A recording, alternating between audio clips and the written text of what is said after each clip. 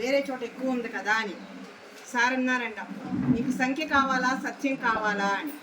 దెబ్బకి నోరు మూసుకున్నారంట. అంటే సంఖ్య కాదు, సత్యం గొప్పది. సమాజం, వివేకానందుల వారి సూక్తి కూడా ఉంటుంది, సమాజం మొత్తం అటువైపు ఉన్న సత్యం ఇటు ఉందా, చివరికి ఈ జనాభా అంతా కూడా సత్యం వైపే రావాలి. సత్యం జనాభా వైపు వెళ్ళదు, సంఘం వైపు వెళ్ళదు. కాబట్టి సత్యమేవ జయతే అని మన గవర్నమెంట్ ఆఫీసులో బోర్డులు ఎందుకు పెడతారంటే సత్యం గొప్పది. అలాంటి ఒక సత్యాన్ని, శాకాహారమి అమృతాహారం అని, జీవహింస మహాపాపం అనే సత్యాన్ని ఇవాళ మన అందరం కలిసి ఎలుగెత్తి చాటం ఇవాళ చాలామంది చూశారు. ఒక ఏరియాలో అయితే పిల్లలు, ముస్లిం పిల్లలు ఇది కట్టుకొని స్టెప్ బై స్టెప్ ఒక 7-8 మంది పిల్లలు స్టెప్ మీద నుంచి ఫోటో తీస్తే బాగుండు అనిపించింది. అలా దీక్షలో చూస్తున్నారు, ఏం చెప్తున్నారు అనేసి.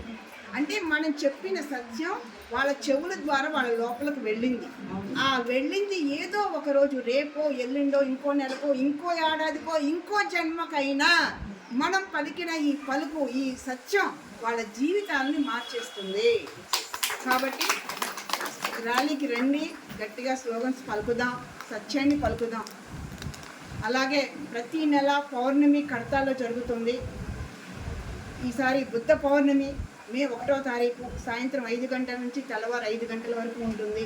ఇందులో 3 గంటలు సజ్జన సాంగత్యం ఉంటుంది, 6 గంటల ధ్యానం ఉంటుంది, 1 గంట సేపు అంతాక్షరి ఉంటుంది. వీటితో పాటు మనందరికీ అవసరమైనటువంటి డాక్టర్ హరిప్రసాద్ గారిది పౌర్ణమి ప్రసాదం ఒకటి ఇవ్వబడుతుంది.